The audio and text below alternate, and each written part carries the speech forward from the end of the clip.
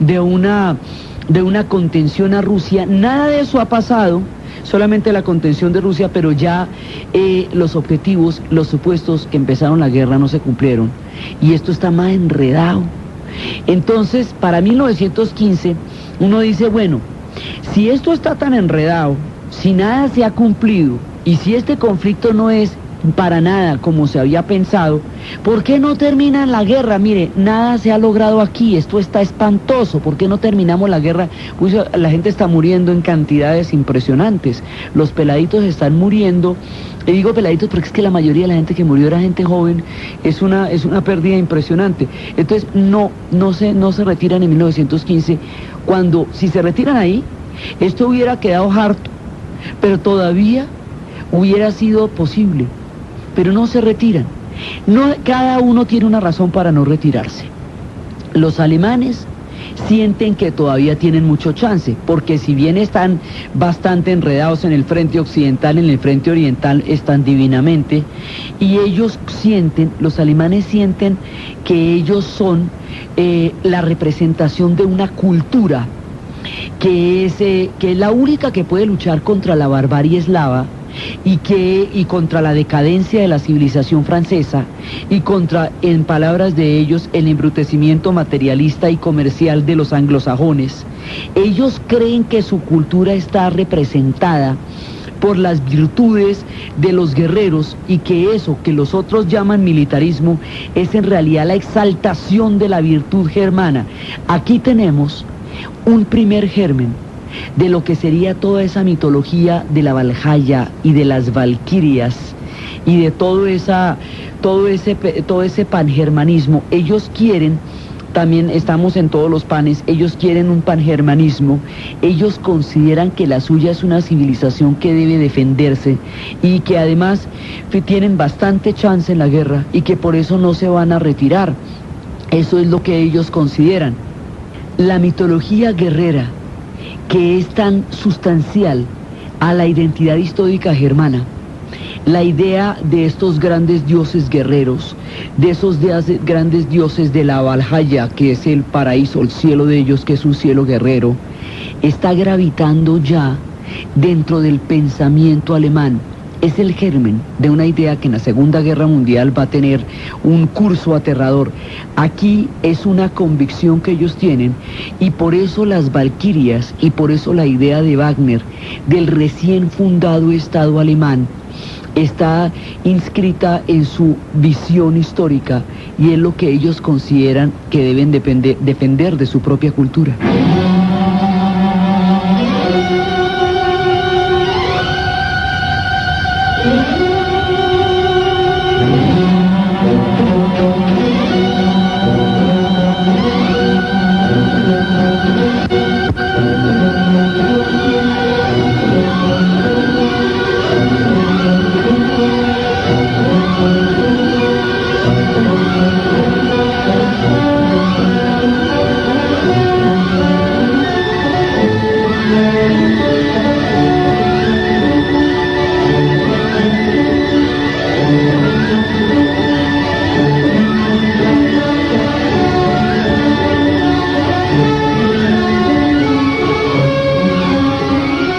Este tema de las valquirias de Wagner, de la cabalgata de las valquirias, va a jugar un papel importantísimo en las dos guerras. En la primera, porque se está formando este imaginario de la mitología germana, del espíritu guerrero, que se considera un espíritu superior a los espíritus de lo que ellos llamaban la decadencia de la cultura francesa o la barbarie del paneslavismo. Ellos consideraban que el suyo era un espíritu más austero y más evolucionado dentro de la cultura. Hasta ahora esto es una idea, todavía esto no se va a volver un proyecto. Esto se va a volver un proyecto en la Segunda Guerra Mundial, sobre la herida de la Alemania que perderá todo esto. Por ahora es una mirada que tienen y está ahí, pero esa mirada está en ciernes. Entonces los alemanes no se retiran porque además consideran que están en una muy buena posición en ese momento. No consideran que sea el momento de retirarse. Francia no puede retirarse de la guerra porque es que tiene una quinta parte del territorio productivo invadida por los alemanes, le han quitado Alsacia y Lorena y le han hecho semejante gol en la batalla de Sedán.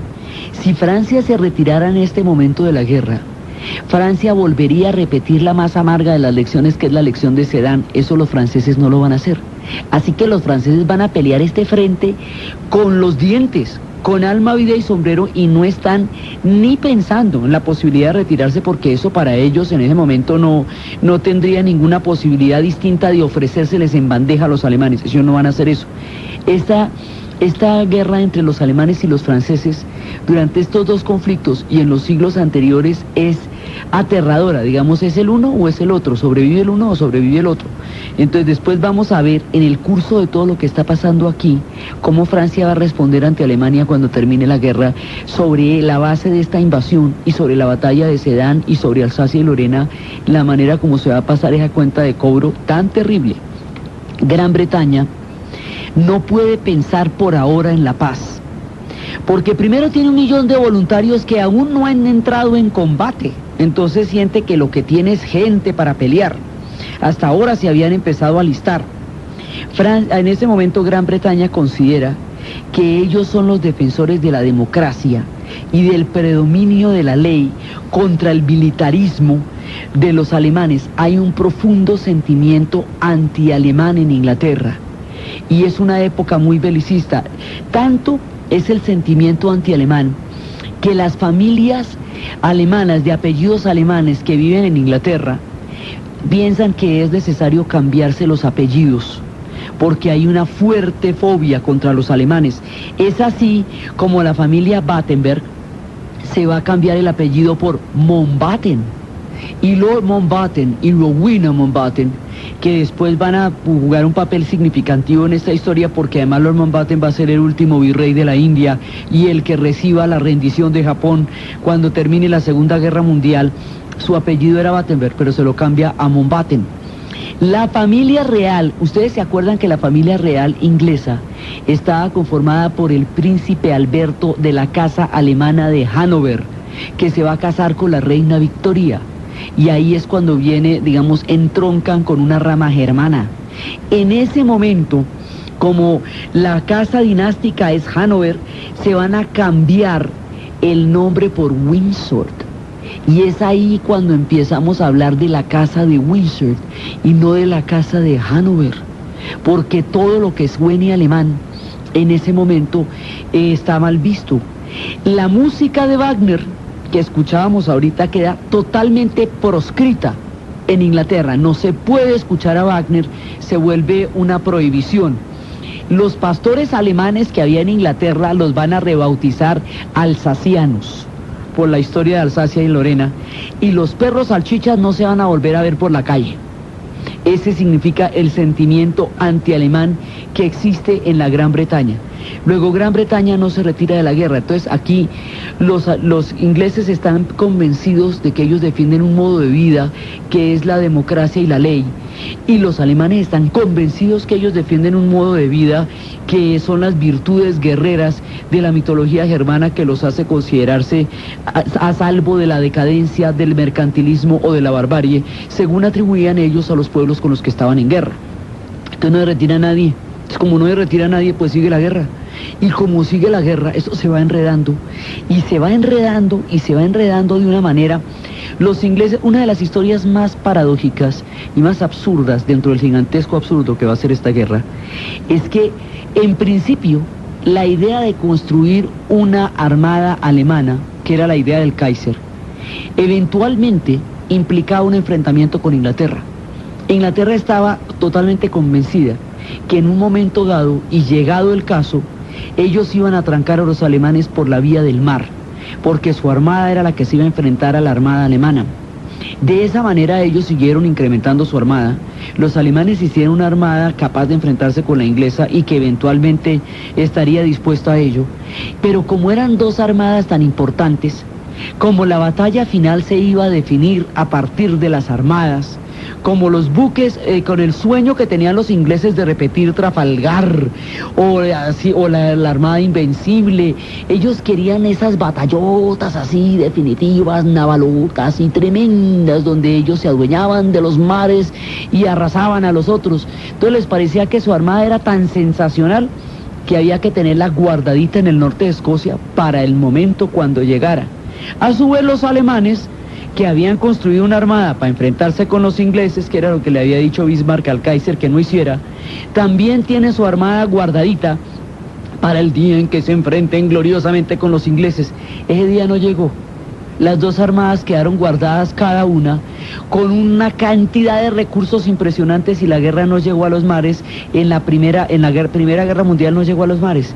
La paradoja y el absurdo es esta cantidad de recursos y esta cantidad de planes detrás de las dos armadas que jamás se enfrentaron. Ahí quedaron cada cual guardadita, una detrás de la otra, eso sí, muy furiosas, ellas muy tremendas y muy peligrosas, pero ahí quedaron entre el closet las dos.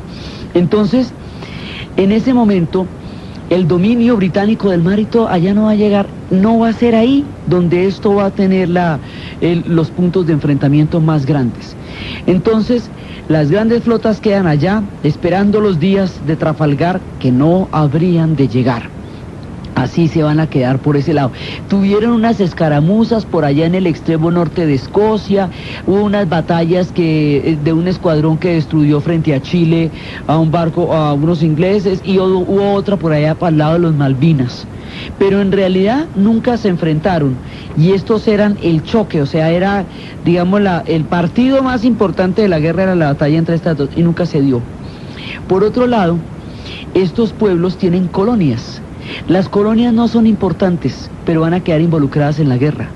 Entonces, los ingleses que estaban dominando el mar, como los alemanes van a entrar a buscar el dominio del mar, entonces los alemanes se van a meter en África y ahí va a haber batallas en Tanzania, lo que va a ser la parte alemana del África que estaba en el reparto. Esas batallas no son importantes, pero esas batallas empiezan a darle a los africanos la manera como pelea el hombre blanco. En esta ocasión los africanos se van a enfrentar por batallas que no tienen absolutamente nada que ver con ellos. Se van a enfrentar las tribus en el sudeste alemán, o sea en Namibia. Se van a enfrentar en Togo, en Camerún, en el Camerún alemán. Y se van a enfrentar en Tanzania, y va a ser al mando de Paul von Letton. Pero eso no va a ser importante, inclusive estas batallas van a durar hasta el 18. Lo que pasa es que aquí empiezan a cuestionar la superioridad de los europeos. Por primera vez, la cantidad de promesas incumplidas después de estas guerras son las que le van a dar para la Segunda Guerra Mundial a los africanos la dimensión de lo que significa el orden colonial. Aquí empiezan por primera vez a darse cuenta cómo es que pelea el hombre blanco y que ellos realmente lo pueden vencer si se ponen de acuerdo. Por el otro lado, en el Pacífico, los alemanes tenían un montón de islas de las que se habían apoderado, que eran las Marshall, las Marianas, las Carolinas. Esas islas van a quedar eventualmente en manos de los japoneses. Y las islas de Samoa, Papúa, Salomón y Bismarck van a quedar en manos de los australianos y de los neozelandeses. En esta guerra, las islas del Pacífico no tienen ninguna importancia. En la Segunda Guerra Mundial, las islas del Pacífico van a ser el escenario clave de lo que es la guerra en el Pacífico de los Estados Unidos con Japón. Por ahora están ahí y los japoneses van a aprovechar, razón por la cual se meterán después en la guerra para meterse con esas islas que están ahí y que a ellos les parecen sensacionales y que van a ser parte del proceso de expansión insular de Japón, y que es lo que los va a llevar más adelante a enfrentarse con los gringos en la otra guerra. Por ahora las traemos al escenario, porque en la Segunda Guerra serán importantísimas.